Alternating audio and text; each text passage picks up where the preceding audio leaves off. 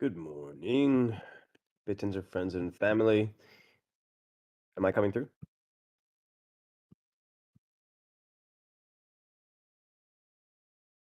Great. Let's get Will up here and Tom up here.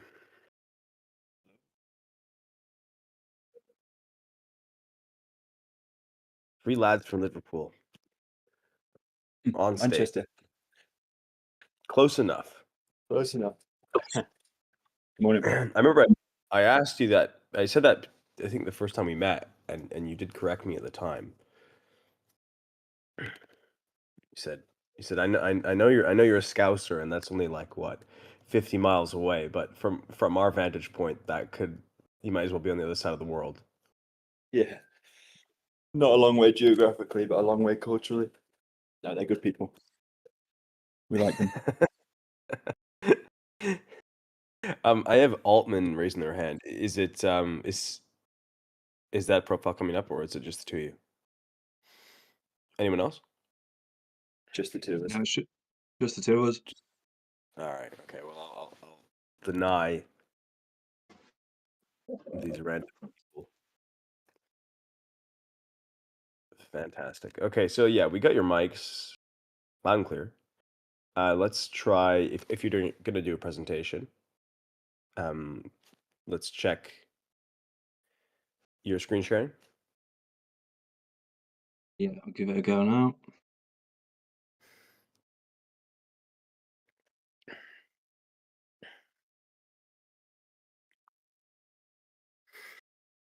You got it? Not yet. Yes. Clean. Nice. Fantastic, guys. So, one of the I love mentioning this subnet on the talks I've been doing here in mainland China. I mentioned digital commodities, compute, inference, but they're not everybody is excited about contributing compute power. There's just a whole class of people in the world that knows nothing about AI and where to buy GPUs or how to run VLM. But when I say that you can mine BitTensor by making YouTube videos, there's a lot of people excited about that. That seems very achievable. So that's one of the reasons why I'm very excited to have this conversation with you guys, because I think there's a whole class of people that you're bringing into BitTensor that maybe are going to join the call today, or maybe watch the call later. And let's get them excited. So, without further ado, why don't you guys kick it off here and introduce yourselves, and then we'll go through a standard novelty search as we do. Yeah, sounds great. All right. Well, hi everyone. I'm Tom, presenting alongside Will, and we founded Bitcast together. And essentially, we're building the decentralized creators economy. And just before I jump in, I just want to say thanks so much for having us on, and really looking forward to getting stuck into this. And we've got some really cool stuff to show you. So yeah, let's jump in. So just so you all know what to expect here, this is the running order for today. So yeah, we're going to cover off why creator marketing and why we're doing what we're actually doing. And then we're going to go into what actually is Bitcast. Then we're going to dive into what we've been doing on YouTube and show you some new upgrades that we've just finished. And then probably the most exciting part of this presentation is to go through our new social media integration. No spoilers here, but yeah, you'll have to stay until the end to see that one. And then we'll just finish it off with what's next. So what else have we got in the pipeline that we're working on? So yeah, I'll make a start on it. Right. So once upon a time, the dominant way to reach customers was through newspapers. So full page spreads, headlines, copywriters in smoky rooms. It was the golden age of advertising, really. Then the internet arrived, At first, companies like Alta Vista sold banner ads. But the real breakthrough came when Google realized something powerful. So ads tied to search terms was really where the value was. And the pay-per-click movement was born. And it changed absolutely everything. So soon after that, Facebook joined the party, cookies and social data, putting ads into our feeds. And for 2 decades, PPC has been the king of digital advertising. Companies have poured billions into these platforms, chasing clicks and conversions.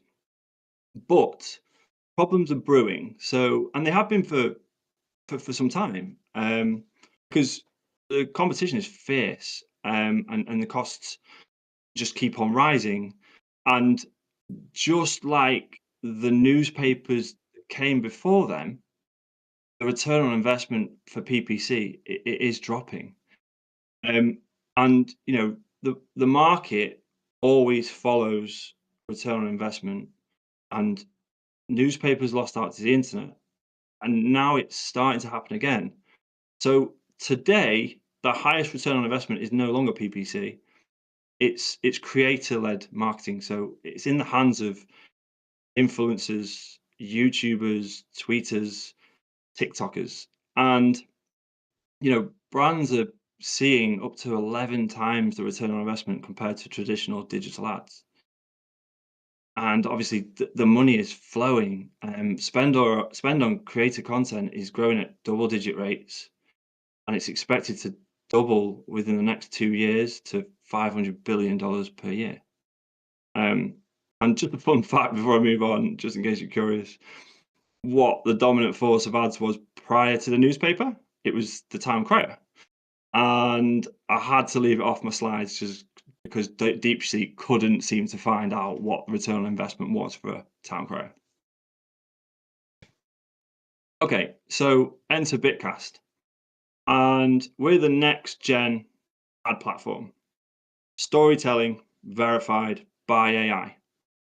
And we're the first decentralized multi-platform marketplace that connects brands to creators with a key difference. The rewards are anchored to genuine influence and scalable attention.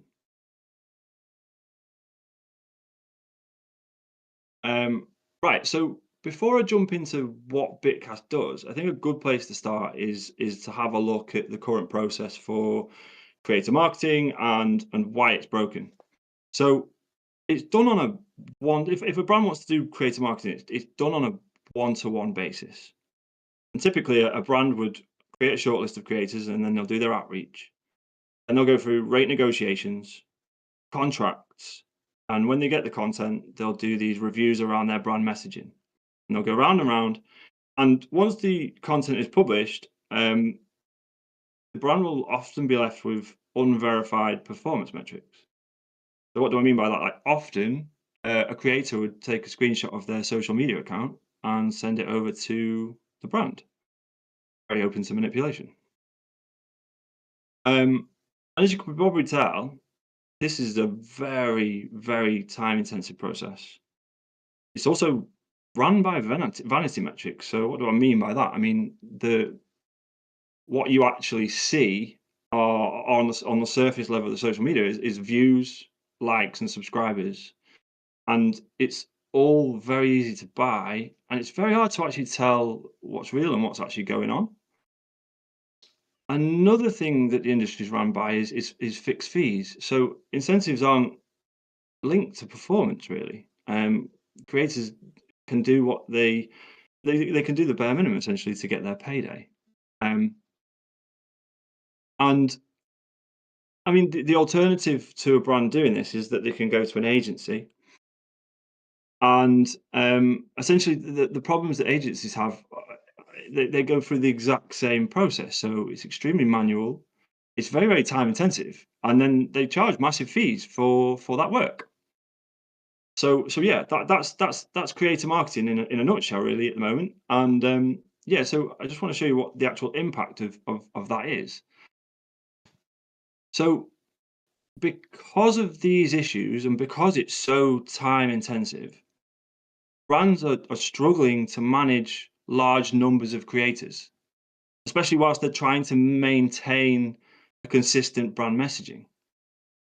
Therefore, they're often opting to work with macro and mid-tier creators. So, creators who have got the biggest audiences. But this actually isn't where the maximum value lies. The maximum value actually is in the hands of creators and with smaller audiences. And essentially, this boils down to trust. So, smaller audiences, you feel part of a community. You feel like you've got connection. Followers often get replies to their comments from these smaller creators as well, and as a result, followers perceive the recommendations from these smaller creators as more authentic rather than transactional and like corrupted by big businesses.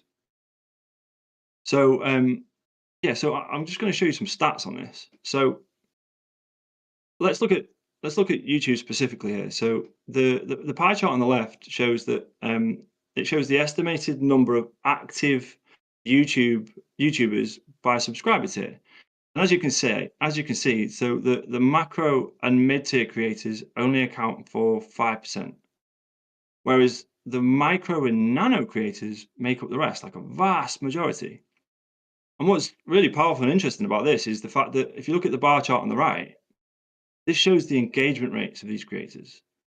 And nano creators have much higher engagement rates than macro. They're much better at converting for these brands, and it's almost 4 times as much on average, obviously.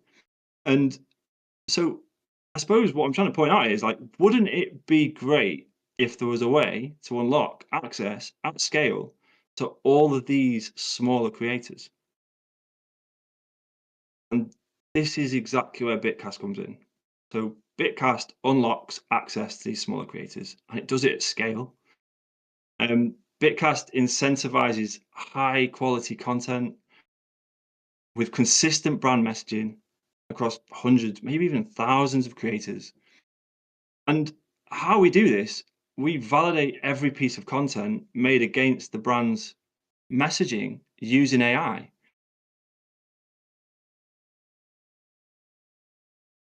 So that's all well and good, but is there definitely demand for this? So I found this quote, and I found this a really, really good quote here. So this is from Unilever's CEO, Fernando Fernandez.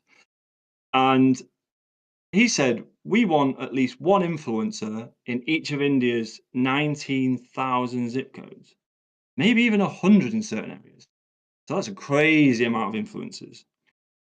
And Unilever alone spent $9.4 billion in 2024. And they're not alone here. I think it's over 50% of multinational firms have said that they want to start allocating more funds to creator marketing.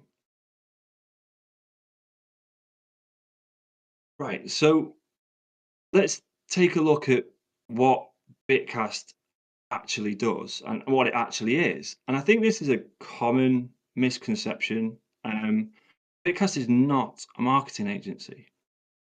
We're building the tools that brands and marketing agencies use for creator marketing. And there's a really key difference here. So if you look at possibly the 2 most successful companies over the last 20 years, it's probably Meta and Google. And in 2024, 98% of Meta's revenue came from their ad tools, 75% for Google. And from a business perspective, what's great about these tools is that Google and Meta make money regardless of how their tools are actually used, if they're used effectively or not. The fact that they can be used effectively is what is key. And that is exactly what we're building with Bitcast. So we're building a trustless tech layer for creator marketers and brands to use for marketing.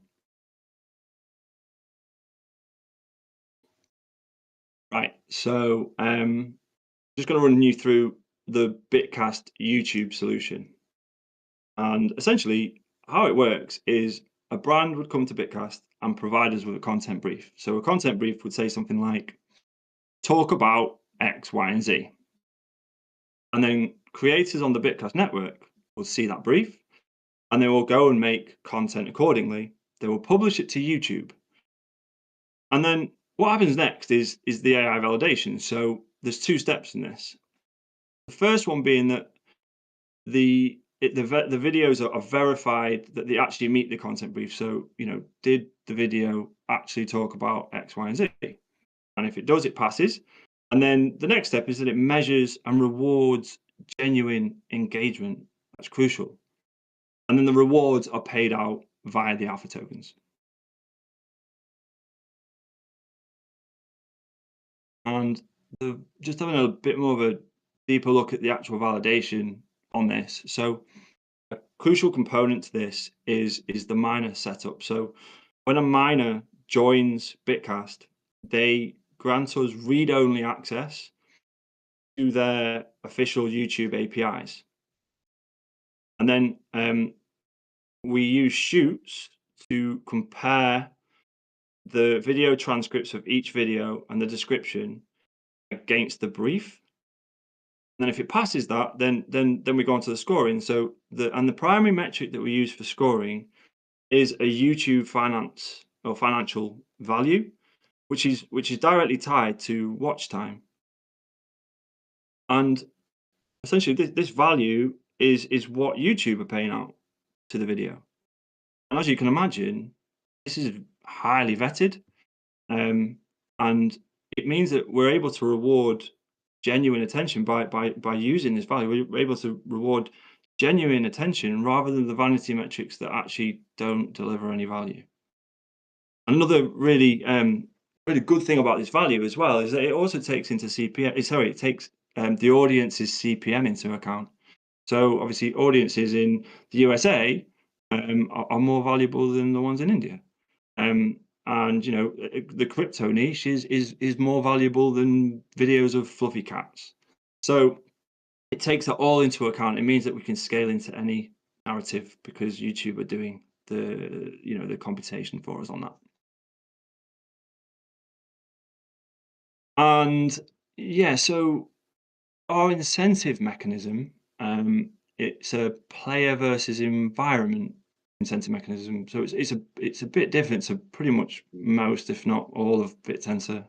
And what that means is that it's creators versus eyeballs versus attention, rather than against each other.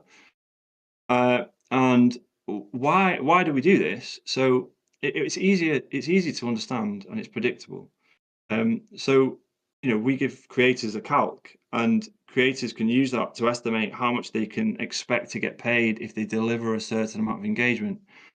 And this is really important for our subnet specifically because it aligns with the industry norms, and creators understand that. If you say they're competing against each other, it doesn't translate very well to the industry. And the rewards that we pay out are tied to dollar values. So essentially, if a creator is expecting to get paid $1,000 for a video, they receive $1,000 in alpha for that video.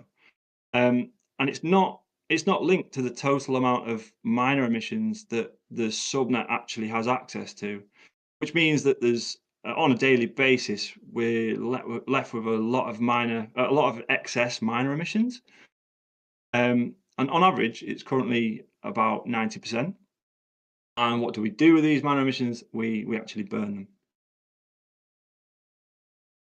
Okay, so just to sort of recap on what are the actual headline benefits for brands then? So unrivaled speed and simplicity. So publish your brief. You don't have to do outreach. You don't have to do negotiations. You don't have to do admin. The second one is they can broadcast their message at scale. Our AI can verify thousands of videos against a client's brief in seconds and in any language. Now, I'm still waiting for someone to pull me up on this and tell me I'm wrong, but I think we might be the only solution in the world that can actually do this at the moment. And the last one is that brands can amplify their budgets. So they can maximize their reach and influence, and they can capitalize on these smaller creators where the real value is without waste on vanity metrics at the same time.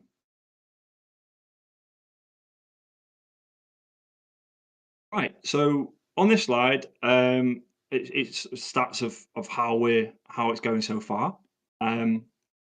So on Bitcast at the moment, our creators between them currently have 456,000 subscribers.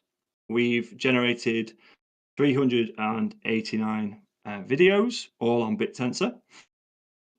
We've collected 303,000 views, and we've generated more closely linked to everything I've been talking about before. We've generated 18.6 thousand hours of watch time. To put that in context, that's actually over 2 years of continuous watch time, all on BitTensor content. Below, you can see all of the BitTensor subnets and companies that we've worked with so far. Just a quick shout out to say thank you to every single one of us for working with us so far. And just a shameless shill, if any of you want to or interested in joining this list, just hit me up on X. But now what we've got our sights on is how do we pour rocket fuel onto these numbers? How do we get to the next level? And that boils down to two challenges that we've faced so far. So the first being onboarding new creators. And currently, the process to join Bitcast has been very technical, so requiring coding knowledge. And this has been a major barrier for us growing our creator base. The second challenge has been a scalable revenue model. So we've been charging fixed fees, which are not linked to the output received. And this makes it very hard to let brands scale up and scale down their spending based on the needs of their businesses. So the solution to the first challenge of onboarding more creators is our no-code miner. And I'm so happy to confirm that the no-code miner is now operational. We have several creators already using it, and we're in the process at the moment of just onboarding the rest of our remaining creators. And this tool is crucial for mass adoption, and because generally creators are not coders. And with the no-code miner, new creators can join the network and mine with nothing more than just an email address. Now, I'd like to point out that the no-code miner is completely optional, and Bitcast remains permissionless. And if creators want to set up a regular miner, they absolutely can do. And we do charge a 5% fee on emissions for the use of this no-code miner service, which we will use to reinvest into developing the subnet. Another thing that we've got going is that we're soon to launch a multilingual email campaign, and we also have a new website about to be released, which is all geared towards seamless onboarding with educational content on how everything works and social proof from creators that are already on the network. And once we've got these news creators onto Bitcast, they're going to be presented with two briefs that they've got to do to kick things off. A BitTensor introduction, so helping them to understand what BitTensor is, and also to kick them off towpilling their audiences. And the second one is a 3-subnet showcase. So this is essentially creators will do their own research, and they'll learn about all the great stuff that we've got going on within BitTensor, and they can pick out subnets that they like. One of which will be Bitcast, and this is going to be perpetual marketing for our platform essentially. It's obviously great for visibility for us, but also in turn it's going to get us more and more creators. Okay, and the second one, so the solution to the second challenge is for sustainable and scalable pricing. And for us to scale, our revenue needs to surpass our emissions, or at least cover the emissions. And our first product that we'll be doing this with is our ad reads. And essentially what ad reads are where creators talk about a brand for the first 30 seconds within the first 30 seconds within the first 3 minutes of their videos. And we've already run one of these campaigns, and we successfully ran it with Tower Stats. And due to the success of that, I'm really happy to say that they're going to be our first customer to use this sustainable model, which will be kicking off soon. And how it works is that brands will load up a budget, and then creators will draw down from that budget. And when the budget is all used up, emissions will stop. And we've been speaking to some, like, really exciting actually, that we've been speaking to some social media managers of big crypto brands such as exchanges, and this product is going to be of a lot of interest to them, and it's going to really help them scale up their ad read efforts, especially when we've got more creators on board. Right, so just to sort of go on to what the opportunity here is. So the average crypto company allocates between 10 to 20% of their revenue on marketing. Just look at Coinbase. And in 2024 alone, they spent 654 million on marketing. And today, those dollars are going to have two options. They can continue with slow, admin heavy agencies where every campaign is weighed down by contracts, middlemen, inefficiencies, or they can switch to Bitcast, where every campaign is AI verified, automated, and frictionless. And just sort of going back to what I was speaking about before, crypto is not our final stop. These tools can be used for any brand wanting to work with content creators, whether it be Apple, Disney, Nike. And these companies don't spend millions, they spend billions every year, and they have absolutely no concept of what a crypto bear market is.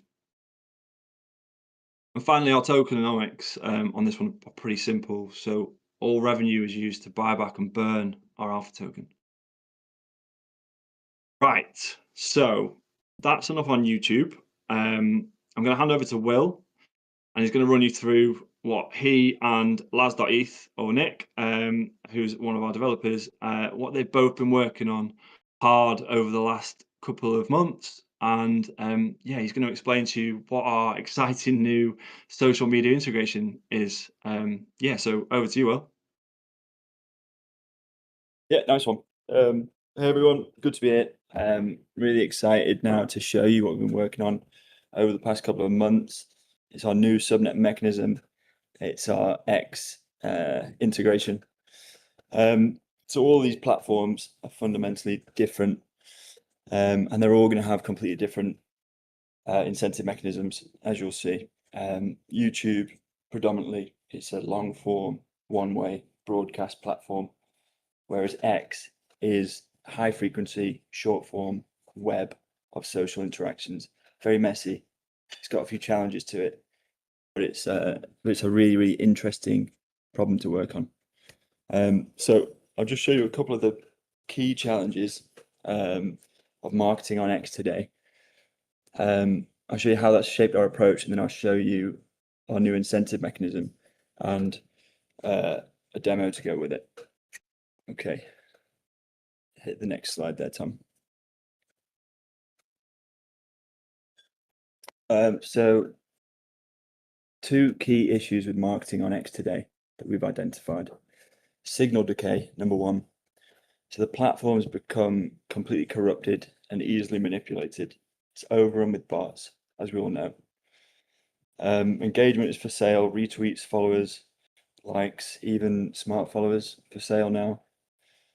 And this is a big problem because marketing likes measurability. Marketers have become accustomed to and they expect to be able to justify market spend with measurable results. And we've got to the point now on X where we just don't have any metrics left that we can trust. So it's very difficult for a brand to trust creators to get them results, especially when you start looking at this at scale. It becomes near impossible. Number two, a complete loss of authenticity. So authenticity is a key factor in trust, credibility, and influence.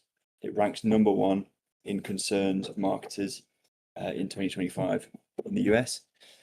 And due to poorly aligned incentives on X, some coming from X themselves and some coming from InfoFi products on X. We've seen an explosion in this unauthentic behavior. And that generally manifests in high volume, low quality content. And it's not sustainable, we think, to build a business model around that kind of content. Brands that associate themselves with producing this kind of slop, they're degrading their own brand, and we don't think they'll stand the test of time. So yeah, let's go next slide. So with that in mind, we've identified 3 key points to build our incentive mechanism around. So first up, we need to anchor our incentives around a corruption-resistant metric. So that's what we've done. So it's based on a decentralized social consensus that is by design exploit resistant and Sybil resistant, and the integrity of this metric anchors the entire X product for us. So this is core. Second, we want to have a big push on quality over quantity. This is something that's lacking on X at the moment, and it's something that we feel we can build a strong reputation around. So this is quality over quantity, and that applies to, firstly, the accounts that we allow mine. So the incentive mechanisms be programmed to have, to be very selective and to have naturally a high bar for entry on accounts. And then secondly, it's quality of the tweets that those accounts put out. So we limit the quantity of tweets that accounts can mine with in order to push them on quality. And then thirdly, we want to be able to offer highly targeted influence to our clients. So quality messaging needs to be delivered directly to a target market. This isn't about noise. This is about targeted quality. Yeah, so next slide.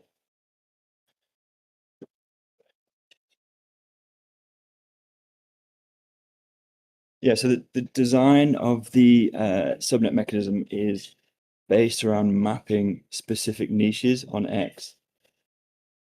So once we've mapped these niches, we identify high influence accounts within these niches, at the core of these niches, and we can target them with incentives. So you've got 3 examples on the screen there of some communities that do exist on X. The 2 on the left are examples that may be of interest to some subnets on BitTensor, and on the right, more generally, you can see how we could push Tau and BitTensor into these sort of communities. So yeah, we feel that we're at the point now with some of the subnets on BitTensor that we need to be inserting some of these stronger brands into the cores of these conversations. But of course, this isn't limited to only BitTensor. This can also be applied to brands outside of BitTensor, as long as they have as long as they map to a community in one of these sort of key valuable niche areas, of which there are many. Then we can push that brand in there. So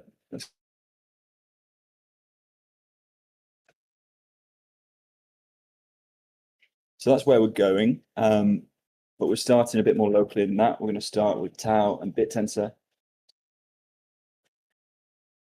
So yeah, so we've mapped out the BitTensor niche to find and rank the top 150 BitTensor X accounts.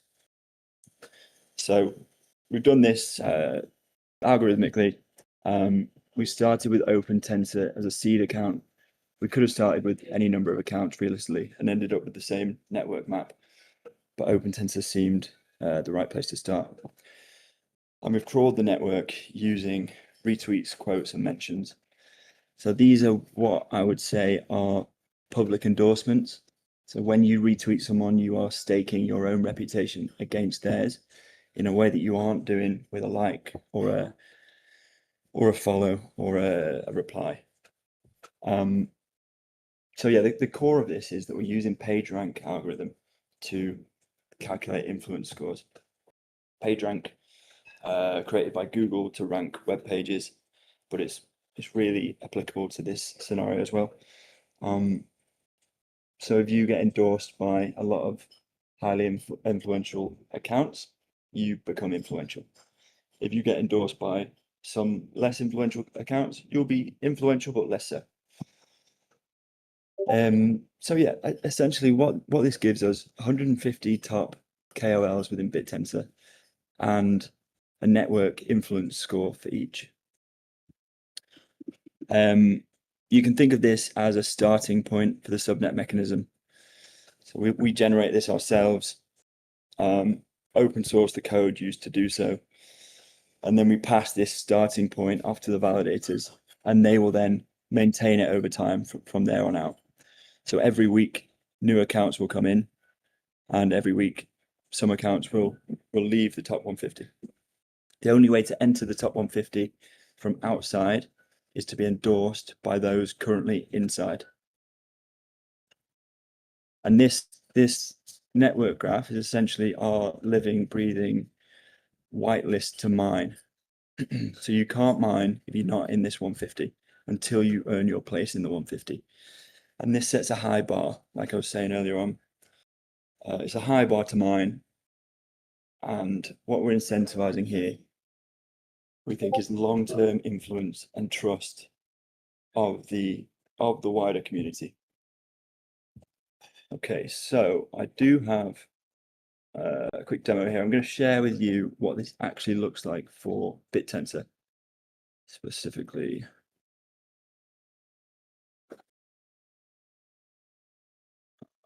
Wait, share screen. Can you see this screen, guys? Yes. Yeah. Okay, nice. So this is actually, I think this is 128 accounts, but we need to move this up to 150 or potentially slightly higher, I think. But taking a look at this, you'll see that sort of passing the smell test. The accounts at the top here are accounts that have trust within the ecosystem. So intuitively, it seems to make sense.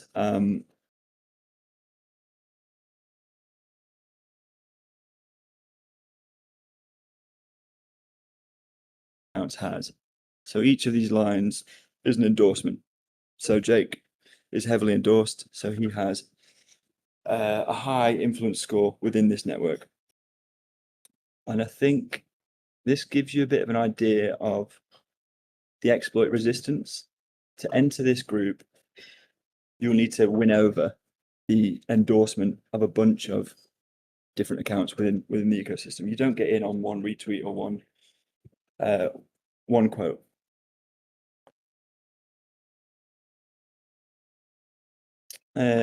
So yeah, I mean, what's nice about it is it's not all about subs. You have, for instance, you've got Jason here, a lot of subs, and obviously holds a lot of authority on X and outside of X. But because he's just entering BitTensor and he hasn't yet built up maybe as many connections as some of the guys higher up, this is where he sits. Whereas higher up, they may have less subs, but they're tightly integrated into the ecosystem, which I think is really nice. So you kind of have to earn your way into the middle over time. So yeah, I think so. So this is it. This list may change slightly ahead of launch. But whilst we're here, I also want to show you guys what I think is or will be the easiest way to start mining on the whole of BitTensor. So Tom's already said we've got a big push on this. We need to reduce the technical barriers to entry. The skills that we want are not necessarily the technical ones. So if you look over here, anyone that's within this list can arrive at the page. They can drop their cold key to their BitTensor wallet here, generate a tag, copy this tag, include it in a tweet, and that's it. They are then mining. So you can be mining here in 30 seconds, which we're really proud of. And we think this basically is how we're going to scale this out.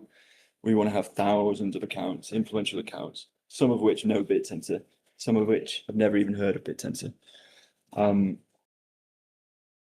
This still requires a BitTensor wallet, but I suppose the next phase of this would be different wallets on different chains or stable coins, or to be seen.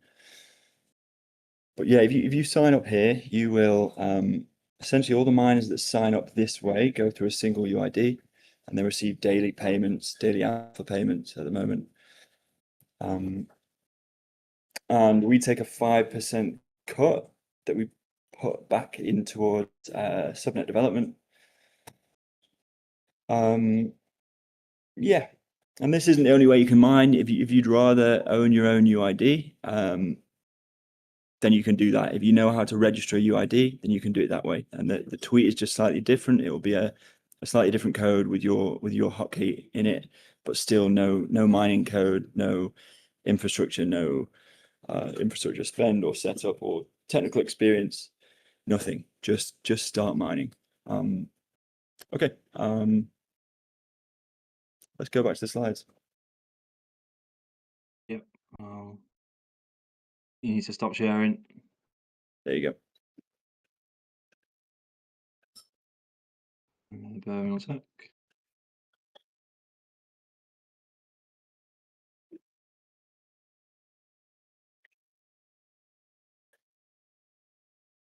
There we go.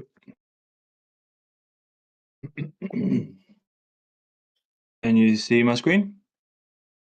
Yeah, Yes. can see that.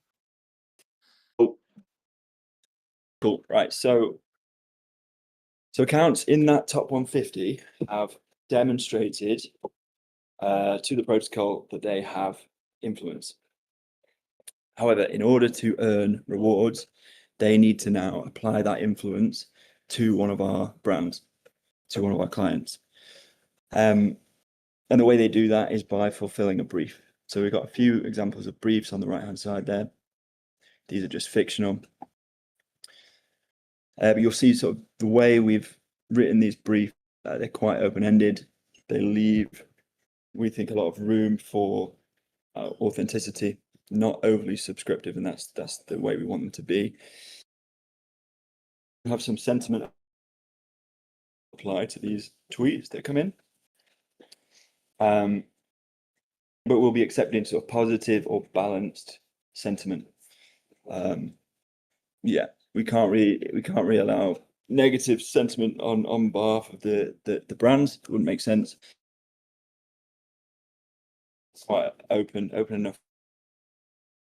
authenticity. So the scores for the tweets are generated based upon the endorsements that specific tweet receives. So we've got the whitelist, which is incentivizing long-term influence, and then now we're actually incentivizing a quality tweet as well that's engaging, that gets engagement on it. Each brief has a reward part associated to it. At the end of the brief, the reward part is split between the tweets that match the brief, and it's split proportionally to the score that the tweet got. So yeah,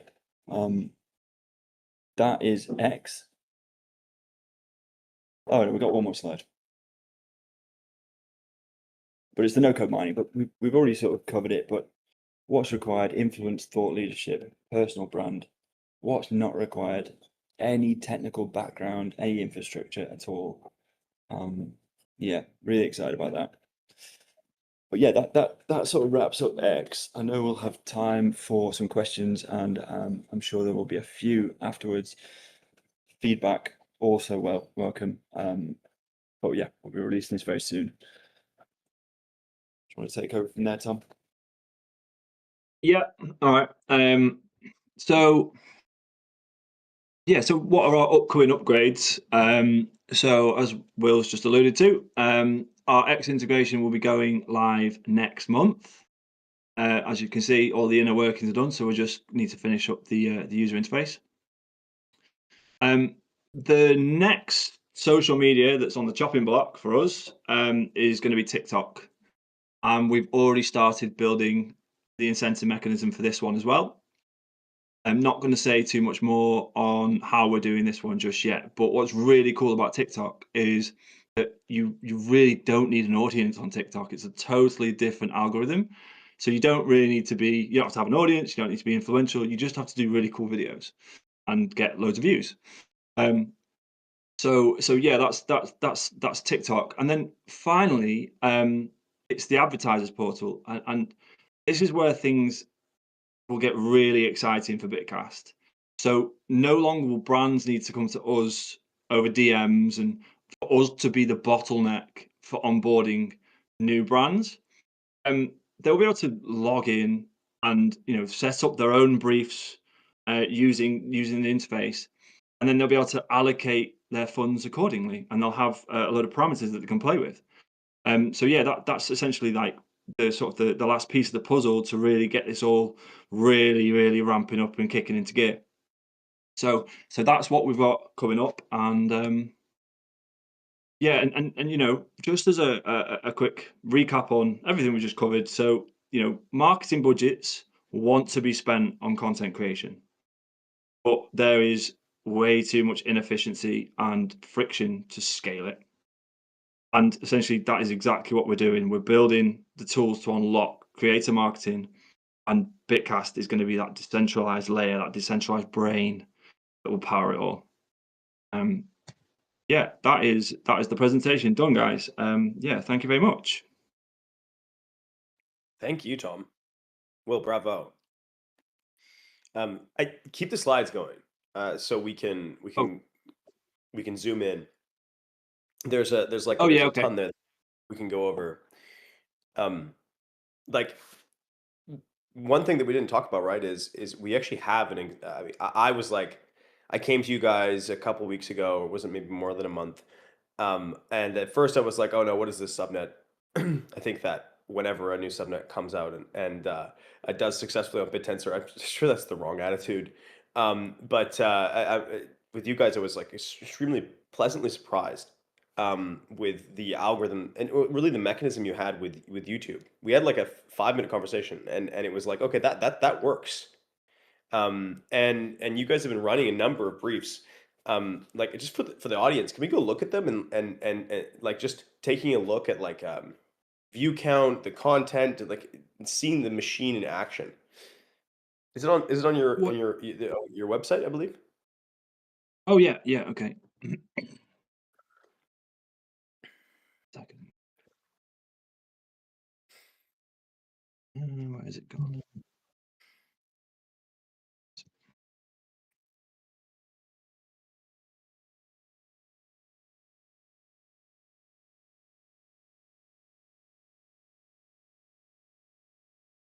Go. Is this the page that you meant? Yes, this one. Exactly. And so like um take us through this journey a little bit. So in what regards? Oh yeah, just like how it works. So Yeah.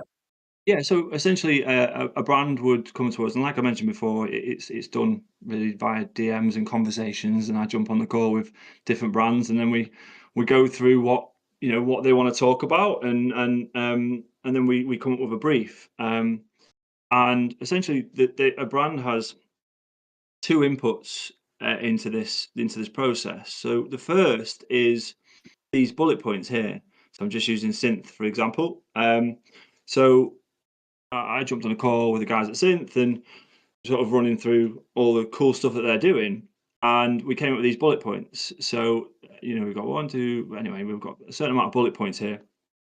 And generally these are, they're quite high level bullet points, and these are what the LLM compares against the transcripts and the descriptions on each video. So this is the first part of the validation. And if it and to go alongside this, there's a second input from the brand, and it's this download pack here. Essentially, what that download pack has on it has all the information that a creator, plus more information, but all the information a creator would need to cover these topics. So, how synth brings quant tools to everyone. So within that download, it's got all the information about what synth are doing. And essentially, it's obviously from the brand. It's really, really accurate information. It just makes it really easy to keep the brand messaging consistent. It means that the accurate information is in the hands of the creators, and they can go and do loads more research, and some of our creators do. Or they can just read these download packs and really get a good grasp of what the project is. So yeah, that's essentially how it works. And another tool that is really, really useful for creators is the script checker. So essentially, what the script checker does is a creator makes a video, and then they can download the description and the transcript and the description from the video, and then they can check it against the LLM itself before they publish it. Because what would be really annoying for creators, and what would sort of really stop Bitcast from being useful, is if they release videos and they've missed a point off. So there is some other clever things going on in here. So we've got sentiment analysis. So as Will said, this is all around authenticity again. There is sentiment analysis. So videos can be positive and they can be balanced. They can't be overly negative, because that's damaging to the brand. And this all comes down to creators have got the choice. If they think the video fits with their audience and they want to do it, then they can choose to do it. If they don't want to do it, they don't have to do it. And yeah, that's essentially in a nutshell, like how the process works, really. So let's look at one that's been done already, like a completed. Sure, let's do that one. Yeah, the human consensus one. Yeah, so this is mine. This is my brief. Yeah. The most complicated brief ever. And so it was a good test. Yeah, it was a good test. And so we have 1,300 views. So 1,300 hours watched. People out there boring themselves reading, watching videos on human consensus. Although it's not boring. I'm sure they're very interesting videos. And the brand overview is probably a complicated doc. That's human consensus written by some of our researchers, right, including myself. People have taken this apart and they basically went out and tried to explain this difficult concept. So I wish there was a space we could see all the active videos. Is there? Can we show the audience like what this actually looks like in practice, like what people are creating? I mean, we're not going to watch the video, but no. Well, right now, it's all part of the new website. So we're going to have a page where it's got a live feed of videos coming in. Right now, we don't actually have a feed for it, unfortunately. We have made an API that's available to everyone to use, and it's completely free. And so far it's Backprop that have put it into their trading panel, which is really cool. So they essentially, like, when you're doing your research into your subnets, you can see the videos for that specific subnet next to the trading. So if you're going, this chart was good, let me do a bit of research, and you actually want to watch a video, you can do that. But yeah, unfortunately, I don't have a great feed to show you, I'm afraid. I've got it's all going to be part of the new website. I've got a playlist here with all the shoots videos. If you want to share okay. it. Yeah. Go on then. Should I share my I've I've chucked one inside I'm definitely I'm pumping Victor's video here. I'm trying to get him last minute views. I'll be very happy. And yeah, and this is interestingly not in English, right? So Because we're ranking we're using LLMs, like they can understand the transcript in French or Spanish or Vietnamese or anything, correct? So it's not a problem what language they build it in, as long as they can hit their community. Yeah, exactly, and that's why we've got this big list of content creators that's in all different languages. And you know, the task that I handed off to the guys who did it was go and find me a load of content creators from these specific countries. So I've got a huge list of email addresses from all around the world. And right now, I think we've got four, or maybe five languages on Bitcast. Um, but that that that's not going to stay like that. And if you look at sort of Google Analytics of where a lot of Bitcast is getting Googled, a lot of it's in Asia, so we need to be hitting that market. And there's literally, other than getting them on board and reaching out to them, there's nothing from a technical standpoint that stops us from doing that.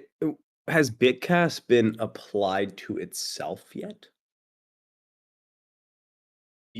As in, did we run a brief? Yeah. Yeah, we did. We ran I think it was our second brief. And then I think There you go. we did another one. We've not done one for a Is there while, to be fair. Wait, is I there think is there it was number 10 literally just about Barry Silbert? yeah, it was. Yeah, it was. It was, like, they've not all been branded briefs, and to be honest, like, this is really, really good content, and this is sort of similar to what how I was talking about the 2 briefs that creators are going to see when they join the network. These are the sort of briefs that they're going to see, where it's sort of like the absolute bull case on and why BitTense is amazing, and things like this just help. They're good stories, aren't they? They make engaging videos. So yeah, I did a brief on Barry. So you guys are doing the numbers here, and there was a section in your slides where you said you guys are being very careful about token distribution, trying to be you're trying to focus on revenue positive. You're using revenue numbers from Google. What's a comparable here? If I'm Barry and I gotta up my image a little bit, and I wanted to get 1,100 hours watched on YouTube. What would I do? I'd go to one or two KOLs and I'd say, I'm a cool guy. I'm Barry. I like really great wine. I got in Bitcoin early. Do a thing on me. And they'd say, okay, great. It's going to cost you $15,000 or $20,000 or 30 grand. I don't know. What is it? What does it look like? The classic, clunky, rough edges, slow manual process of trying to pump Silbert bags. So, as in, from like how much do you think it'd cost? Is that what you mean? Yeah. The legacy system. Take me through, I would just, the stocks on Const are going down. It's sharp bear market on Const stocks. And so I want to go out and I want to get more attention. I want to tell my story, Tom. I want people to know Yeah. who I am. What am I doing now? So yeah, I mean, well, initially you'd find your creators. You'd reach out to them. Really, one of the things that's I've found really difficult, and it's definitely difficult within the industry, especially within crypto anyway, is that it's really hard to not fall into scams, because a lot of you go and find these creators, and you'd go through that loop of like, okay, well, who am I? Try and get them to engage with you, and then you'd say, right, okay, this is what I want you to speak about. Like, how much is this going to cost? They'll give you a pretty big figure. Like, YouTube creators are not cheap. Um, and then if you wanted to go ahead, then you would, and you'd get. I mean, it is obviously different for different creators, and they work in different ways. And it's probably the nice thing about Bitcast. Everyone works in exactly the same way, but generally there'll be contracts involved. And then you'll get a video made, and you view it, and you're like, oh, hang on a minute, like I didn't tell you to say that bit, or that bit's wrong, or all these sort of problems. So you do generally go around in a bit of a loop. And then when it goes to getting published, you get these videos published, and essentially, like I said before, it's not. You might get a screenshot of their social media account, um, and obviously you can see the number of views and you can see the number of comments and likes on videos, but it's really hard to actually ascertain, generally, like, what's your average percentage view time? Like, have you made an engagement video here? Like, I like it because it's about me, but what did everyone else think? And you want to know those sort of things. Mhm. So yeah, you find out quite hard to get to the bottom of actually what's going on. But yeah, just going back to the other thing as well, like, there's a lot of scams out there. I think since starting Bitcast, I've done a lot of outreach myself. And it's really, really difficult to get people from outside of BitTensor to come and set up miners. Just doesn't work at the moment. So this is why the no-code miner is like crucial. But like, I must have come across about 20, 30 different scam attempts on me. And Bitcast gets rid of all of that. You literally you load up your budget to Bitcast, and only genuine engagement will pull it down.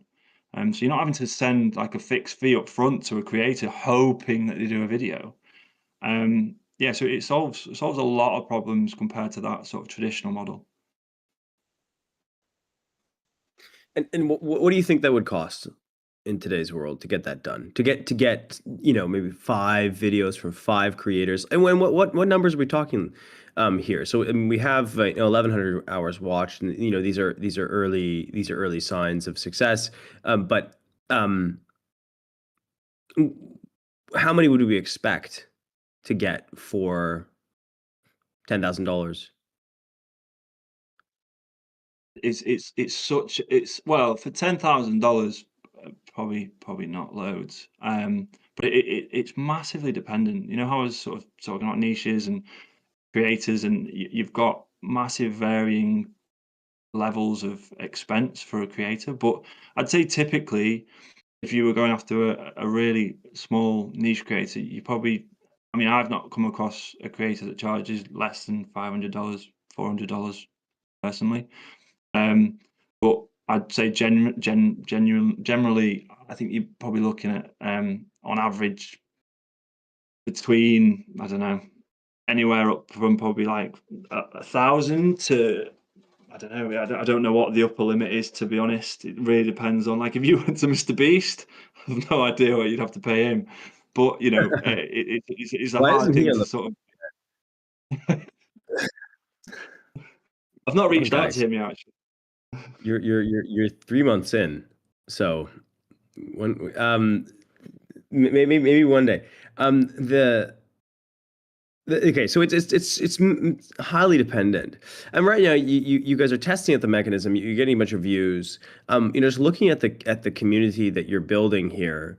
What are some other like metrics that you're following to see whether or not that this is working as intended?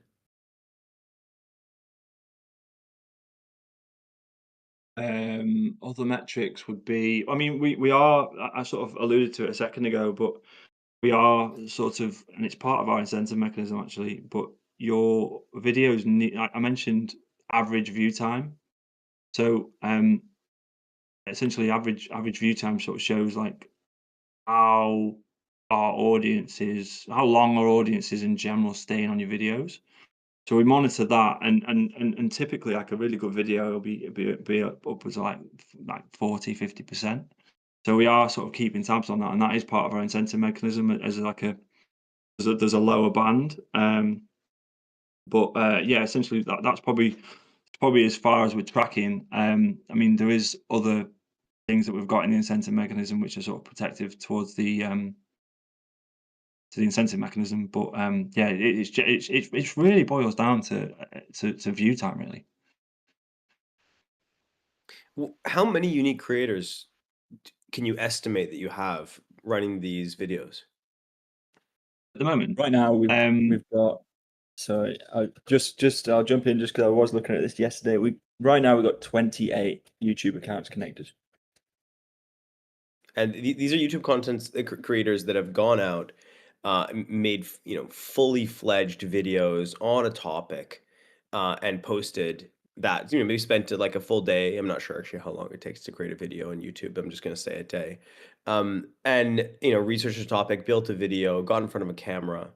There's about 28 teams or so that are pushing content out on your behalf.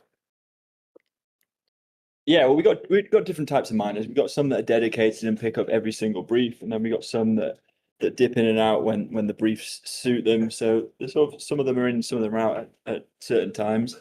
But yeah, they're all. The nice thing about this, the thing that's been great to watch is, most of these YouTubers had heard about BitTensor before, and maybe it was one of their areas that they like to talk about a bit, but they were maybe more into a couple of other areas. But at this point, the guys that we've had mining, most of them have gone full on BitTensor. They've tau-pilled themselves and now are tau-pilling their audiences because we've literally sat them down and paid them to talk about ridges, shoots, and the rest of the subnets.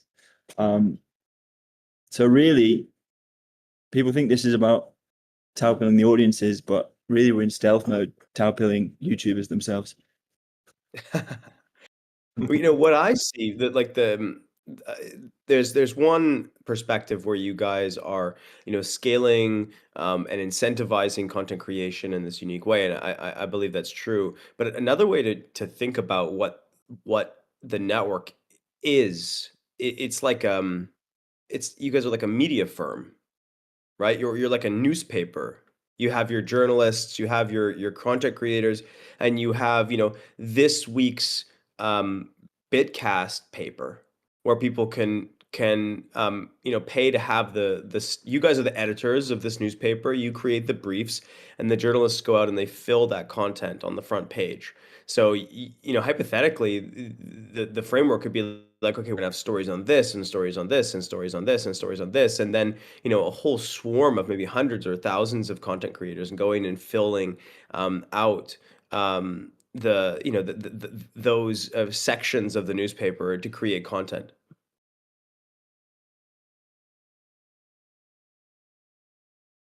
Absolutely. Okay. Sorry, I thought Will might jump in there. No, you're 100% right. Yeah, and it's essentially it's basically a PR release on YouTube, isn't it?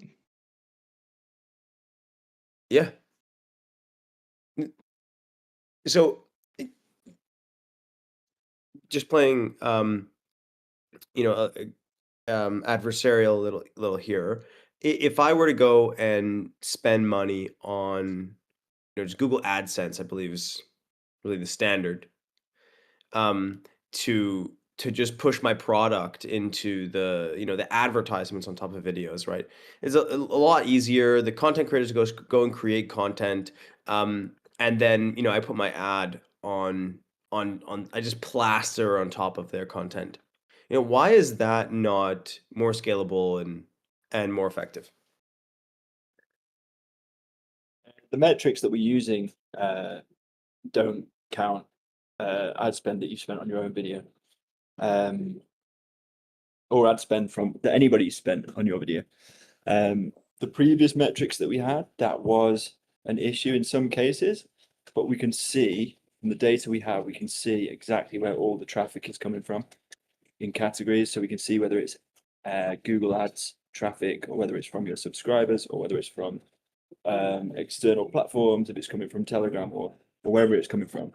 So we have that data, and we can simply exclude certain categories from the scoring if we want to, but the current metrics that we're using don't actually require that. That's a great answer to a question that I didn't ask. But I'm glad you put that out there. Actually, it was just saying, like, comparing what you guys are building to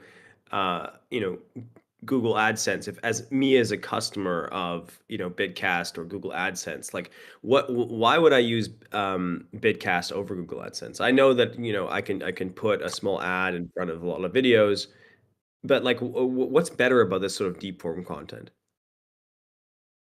This is creators. This is about trust and personality. So we're giving you access to creators who have built trust with a dedicated audience on scale. You don't get that level of personal trust and connection through something like Google AdSense. It's different kind of marketing. It doesn't connect in the same way. Does that answer the question? Yeah, it does. This is going back to that Which is PPC comparison that I did at the beginning, where PPC is generally not returning the same return on investment as it does for as content creators. Yeah, it's just kind of like very scalable, weak content versus deep signal. Um, when it comes to the second part of your guys' presentation, like moving into Twitter, why did you guys pick Twitter over um, TikTok first? Why did you guys want to penetrate that market? Both are valuable in different ways. TikTok's massively a huge user base, and it connects with audiences in a slightly different way. And it's used in a slightly different way. X is very valuable in select. It has really tight communities around high value niches like tech, crypto, finance, AI. So it's a very good place for the right kind of companies and brands and products to build awareness and to build narrative. But we were looking at both platforms. We do want to get both in and go even further than that. There are more platforms than that we're interested in. And some of it just comes down to the technicals of it. We were looking at both. We almost went TikTok first, but then we were more confident really in the reward mechanism we could build in X, and we'd rather go with confidence first. And then as we add more and more reward mechanisms, we would tackle some more challenging ones that we will be less confident we can pull off. So, speaking of that, you guys came up with this novel mechanism to sit on top of. It's like it's a scoring rule. It's a page rank, right, from Google. It's a Markov chain. If I remember correctly, it's sort of like you run you run like multiple iterations of squaring a matrix, and then you measure like the flow between particular nodes in that graph, and that gives you a good sense of the connectivity of any particular node. Um, eh, I don't think that Google uses AdSense anymore. It's been long ago that the algorithm was deprecated on their behalf, but it is a very powerful tool, very powerful graph theory mechanism for looking at connectivity. Why did you guys pick that instead of, for instance, by comparison, the way in which Nuance was doing it, or still is doing this, where they have a set of KOLs, and I think that they just measure the number of retweets or comments from people that are in a whitelisted set of accounts. That was the way that they approached botting. So you guys are going out and basically saying, okay, we're not going to try to measure whether or not the tweet got engagement from people in a whitelist. You're going to say, hey, if you are part of this whitelist, you're allowed to make content, and then if you make content that follows the brief, you get paid. Can you take us through a little bit more of how that mechanism works? Yeah, so you're right. So the reason, basically we're using PageRank to give everyone an influence score. That's one thing. That's the whitelist in. But then the influence scores are still significant in the actual scoring. So to score a tweet that's met the brief, we basically look at you post a tweet, and you will get a certain amount of retweets and quoted retweets from other members of the 150 accounts. And we basically take a sum of the influence scores of those accounts, and that's your score. So what it means, so we could have done it, it's like a voting system, right? And we could have done it a bit more flat, where each account in that list counts for one, and a retweet from Jake is the same as a retweet from me. But the way that we've done it is, more influential you are, the stronger your vote is. And that's for good reason, because the people that have the most influence, you can swap the word influence for trust here. The people that have the most trust of the network, they are more trustworthy to hold the heavier votes. So it's a security feature, and it's also an incentive feature to get yourself up that list. So yeah, I think it's quite elegant, and it's all algorithmic. It's transparent. It's we have to seed it, but then it looks after itself from that point on. Yeah. So the way that you mine a particular brief on the Twitter side of the network is you go and make a tweet that says, okay, we're at Bitcast are doing great things, and then first, before you're allowed to make that tweet, you need to be part of the so the tight cluster of accounts ranked by PageRank. And then you make the tweet, and then it gets some attention from the other KOLs, and that's how you mine. Yeah, that's it. It's easy if you're an account of influence and trust. It's difficult if you haven't earned that trust yet. And so, hypothetically, for every brief, you could have a different set of, like, you could reach a different market, right? So the brief could select the starting node, and then you could build a new graph based on that starting node for the particular brief. Okay, I want to hit the render community. Yeah, that's the plan, is to build out more of these network graphs in key ecosystems.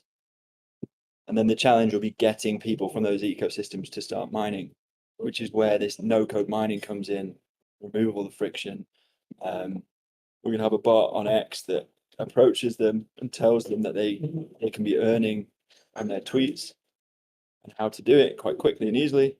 And that's how we'll spread to these other ecosystems. Tau pilling on the way, and then we can push messaging into those ecosystems right to the core of them.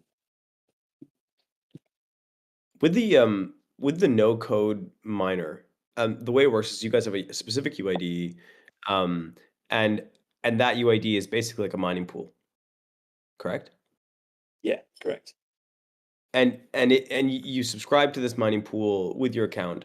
It's very easy. You don't have to sign any cryptographic signatures. The account runs itself as a node or a server somewhere. It maintains. It basically runs a mini version of Bitcast behind it. Yeah, it's all of those accounts.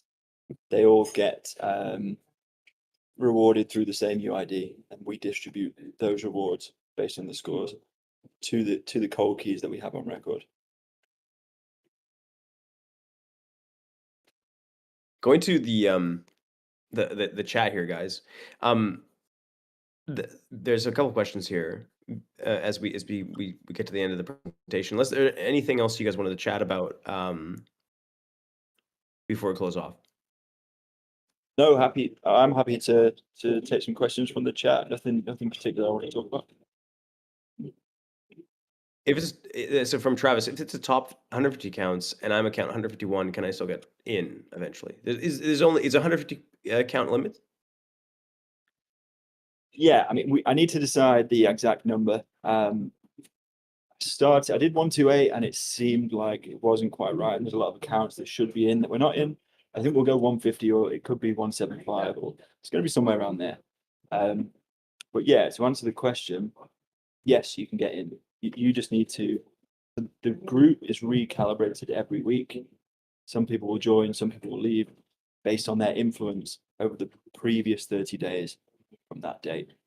So if you want to get in and you're not in, put out some good content on X, get engagement on that content from people that matter, and you'll probably find yourself in that group. Yeah, and a key point on that as well is obviously when we're working with brands to do this, that is fully customizable. So you know, if a brand looks at a list that we've produced and like, yeah, I want to target the top 120 or 150, it's going to be totally different for different niches. So that's definitely a parameter that can be used by brands to basically select their level of UIDs, or sorry, accounts that they want to have mining. There's a whole bunch of questions here from Travis. I've invited him to speak. You guys want to just run through that yourself? Yeah, can do. Is there a risk the second IM for X Twitter is exploited and that bleeds rewards away from the YouTube IM? No, it's not. The way you set up subnet mechanisms is you partition your total emissions of your subnet as a whole. So we will assign, you know, on the YouTube side right now, we have actually got quite high burn, which tells us we've got a lot of capacity left in this subnet. So we just assign, say, 30% of our total emissions to the X side, and that's a hard partition. There's no bleed in between the two.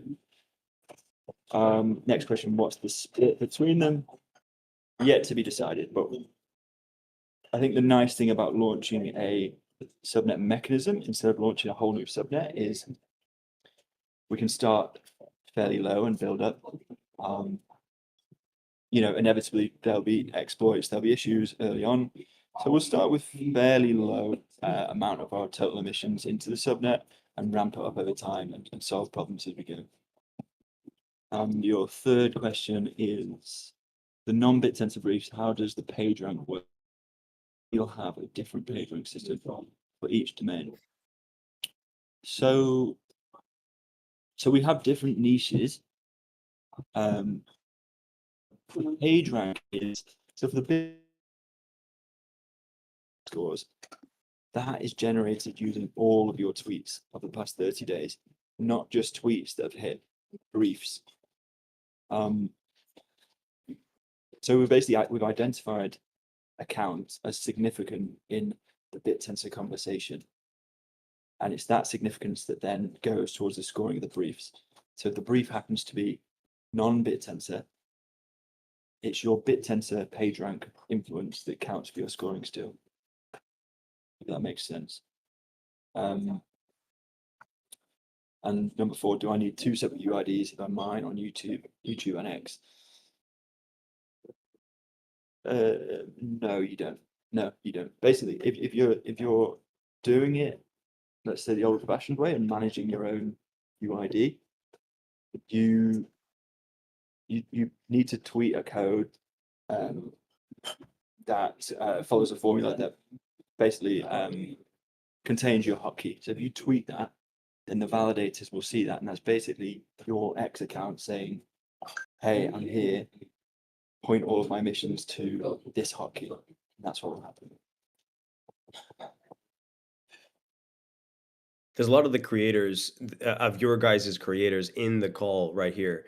And it's really awesome to like see the community you built around, you know, this design. And like I said at the beginning of the call, like there's a lot of people that I speak to that absolutely love what you guys built because it's a new way to get involved with BitTensor without, you know, being a software engineer.